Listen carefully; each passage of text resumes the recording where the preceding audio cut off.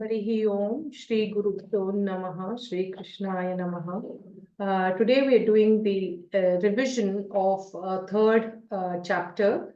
So first Pratibhaji will do the 13 shlokas from last session, and then we will do round robin chanting. Okay, let's start. Narayanam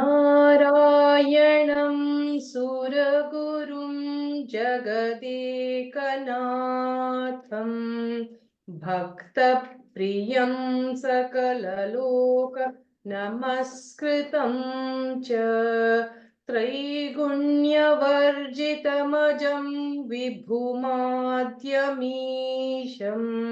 वन्दे भवघ्नम् अमरासुरसिद्धवन्द्यम् नारायणं नमस्कृत्य नरं चैव नरोत्तमं देवीं सरस्वतीं व्यासं ततो जयमुदीरयेत्. Over to you, Pratibha ji. Shri गुरुभ्यो नमः. हरि ओम. एमे मतमिदं नित्यम् अनुतिष्ठन्ति मानवाः श्रद्धावन्तो न सूयन्तः मुच्यन्ते तेऽपि कर्मभिः ये त्वेतदभ्यसूयन्तः नानुतिष्ठन्ति मे मतम् सर्वज्ञानविमूढांस्तान् विद्धि नष्टान चेतसः सदृशं चेष्टते स्वस्याः प्रकृतेर्ज्ञानवानपि प्रकृतिं यान्ति भूतानि निग्रह किं करिष्यति इन्द्रियस्येन्द्रियास्येर्ते रागद्वेषौ व्यवस्थितौ तयोर्नवशमागच्छेत् तौ ह्यस्य परिपन्थिनौ श्रेयान् स्वधर्मो विगुणः परधर्मात् स्वनुष्ठितात् स्वधर्मे निधनं श्रेयः परधर्मो भयावः. अर्जुन उवाच अत केन प्रयुक्तोऽयं पापं चरति पूरुषः अनिच्छन्नपि वाष्णेय बलाधिव नियोजितः. श्रीभगवानुवाच काम एष क्रोध एष रजोगुणसमुद्भवः महाशनो महापाप्मा विद्येनमिह वैरिणम् धूमेनाव्रियते भन्निः अर्थाधर्षो मलेन च यतोऽल्बेनावृतो गर्भः तथा तेनेदमावृतम् आवृत्तं ज्ञानमेतेन ज्ञानिनो नित्यवैरिणा कामरूपेण कौन्तेय दुष्पूरेणानलेन च इन्द्रियाणि मनोबुद्धिः अस्याधिष्ठानमुच्यते एतैर्विमोहयत् एषः ज्ञानामावृत्य देहिनम् तस्मात् त्वमिन्द्रियाण्याधौ नियम्य भरतर्षभ पाप्मानं प्रजहिह्येनं ज्ञानविज्ञाननाशनम् इन्द्रियाणि पराण्याहुः इन्द्रियेभ्यः परं मनः मनसस्तु परा बुद्धिः यो बुद्धे परतस्तु सः एवं बुद्धेः परं बुद्ध्वा संस्तभ्यात्मानमात्मना जहि शत्रुः महाबाहो कामरूपं दुरासदम्. ॐ तत्सत् इति श्रीमद्भगवद्गीतासूपनिषत्सु ब्रह्मविद्यायां योगशास्त्रे श्रीकृष्णार्जुनसंवादे कर्मयोगो नाम तृतीयोऽध्यायः। श्रीकृष्णार्पणमस्तु। Yeah, thank you, Pratibha ji. That was very, very nice, nicely chanted. Over to Anandji, and then from then on, just unmute yourself and carry on with the whole of the chapter. Thank you. Hari ओम श्री कृष्णाय नमः। ओम श्री परमात्मने नमः। अथ तृतीयोऽध्यायः कर्मयोगः। अर्जुन उवाच ज्ञायसि चेत् कर्मणस्ते मता बुद्धिर्जनार्दन तत् किं कर्मणि घोरे मां नियोजयसि केशव। व्यामिश्रेणेव वाक्येन बुद्धिं मोहयसीव मे तदेकं वद निश्चित्य येन श्रेयोऽहमाप्नुयाम्। श्रीभगवानुवाच लोकेऽस्मिन् विविधा निष्ठा पुरा प्रोक्ता मया नघ ज्ञानयोगेन साङ्ख्यानां कर्मयोगेन योगिनाम् न कर्मणामनारम्भात् नैष्कर्म्यं पुरुषोऽश्नुते न च सन्न्यसनादेव सिद्धिं समधिगच्छति। न हि कश्चित् क्षणमपि जातु तिष्ठ्य कर्मकृत् कार्यते ह्यवशः कर्म सर्वप्रकृतिजैर्गुणैः कर्मेन्द्रियाणि संयम्य य आस्ते मनसा स्मरन् इन्द्रियार्थान् विमूढात्मा मिथ्याचारस्य उच्यते।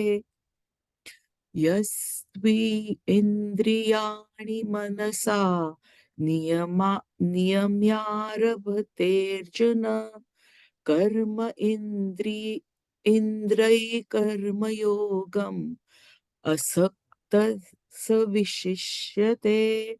नियतं कुरु कर्म त्वं कर्म ज्यायो ह्यकर्मणः शरीरयात्रापि च ते न प्रसिद्धेद कर्मणः। यज्ञार्थात् कर्मणोऽन्यत्र लोकोऽयं कर्मबन्धनः तदर्थं कर्म कौन्तेय मुक्तसङ्गः समाचर। सह यज्ञः प्रजा सृष्ट्वा पुरोवाच प्रजापतिः अनेन प्रसविद्यस्वम् एष वो विश्वकामधुक् देवान् भावयतानेन तदेवो भावयन्तु वः परस्परं भावयन्तः श्रेयः परमवाप्स्यत। इष्टान् भोगान् हि वो देवः दास्यन्ते यज्ञभाविताः तैर्दत्तानि प्रसायेभ्यः यो भुङ्क्तेस्तेन एव सः।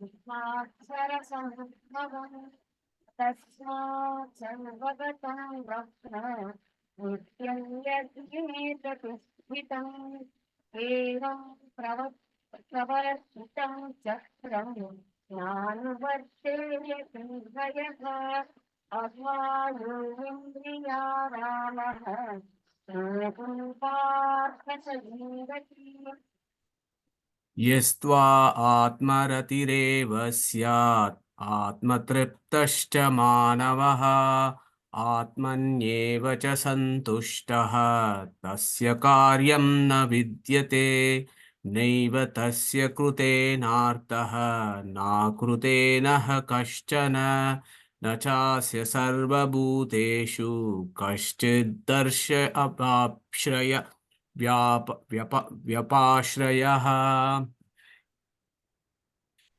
यस्त्व तस्मादसक्तः सततं कार्यं कर्म समाचर असक्तो य अचारकर्म परमाप्नोति पुरुषः कर्मण्येव हि संसिद्धिम् आस्थिता जनकादयः लोकसङ्ग्रहमेवापि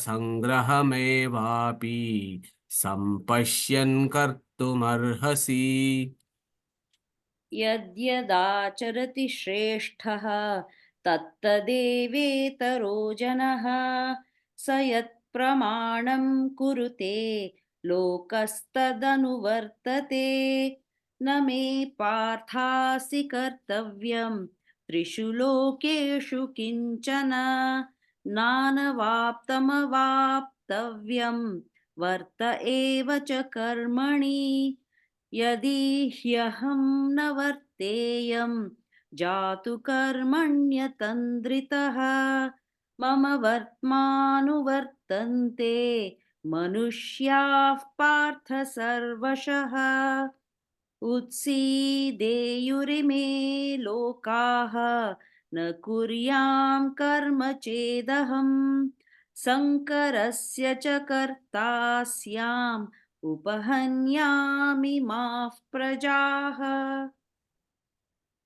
सक्ताः कर्मण्यदुःखांसः सुखा कुर्वन्ति भारत सूर्याः विद्वांस तथा सक्तः तेषु लोकसङ्ग्रहं न बुद्धिभेदं जनैः अज्ञानां कर्मसङ्गिनां योषयेत् सर्वकर्माणि विद्वान् समाचरन् प्रकृते क्रियमाणानि नैकर्माणि सर्वशः अहङ्कारविमूढात्मा ताहं तु मन्यते तत्त्ववित्तु महाभागो न कर्म विभागयोः गुणागुणेषु वर्तन्ते किमत्वा न सज्जते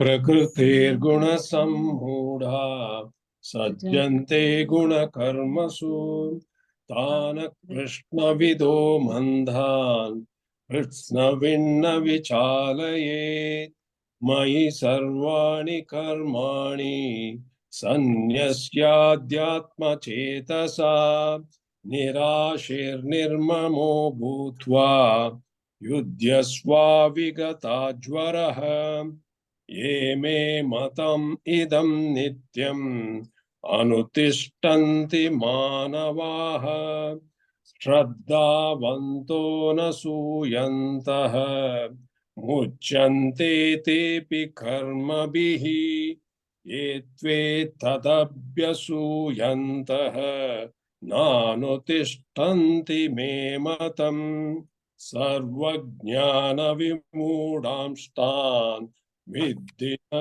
नष्टान चेतसः सदृशं चेष्टते स्वस्याः प्रकृते ज्ञानवानपि प्रकृतिं यान्ति भूतानि निग्रह किं करिष्यति इन्द्रियस्येन्द्रियस्यार्थे रागद्वेषौ व्यवस्थितौ तयोर्न वशमागच्छेत् तौ ह्यस्य परिपन्थिनौ श्रेयान् स्वधर्मो विगुणः परधर्मात् स्वनुष्ठितात् स्वधर्मे निधनं श्रेयः परधर्मो भयावहः अर्जुन उवाच अथ केन प्रयुक्तोऽयं पापं चरति पूरुषः अनिच्छन्नपि वाष्णेय बलादिव नियोजितः।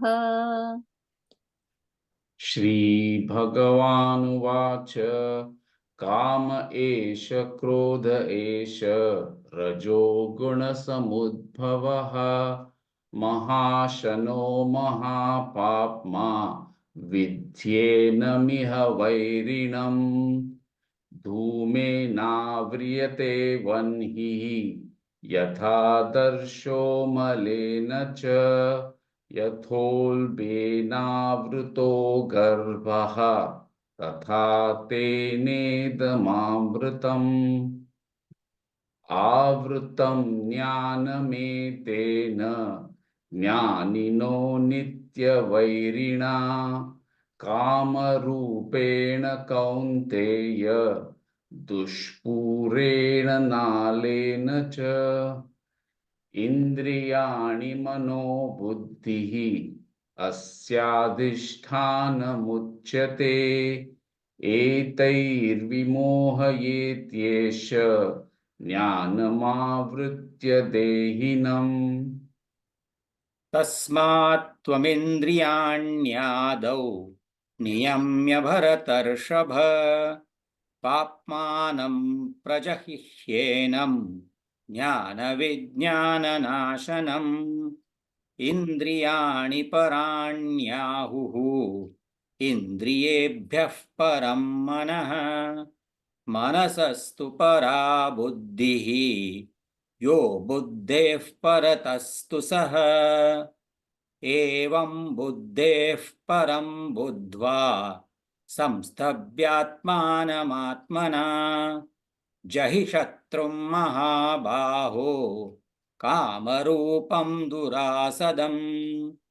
ॐ तत्सदिति श्रीमद्भगवद्गीतासु उपनिषत्सु ब्रह्मविद्यायां योगशास्त्रे श्रीकृष्णार्जुनसंवादे कर्मयोगो नाम तृतीयोऽध्यायः।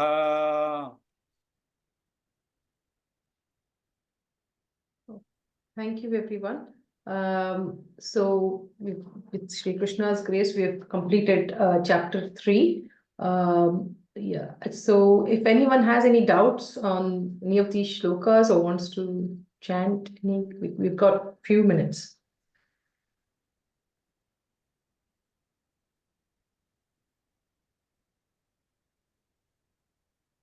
Okay. Sure. So if no one has any doubts, we will end this session. Shri Krishna Arpanamastu. Start chapter 4 next time. Thank you. Krishna Arpanamastu. Thank you so much, Neetaji. Thank you.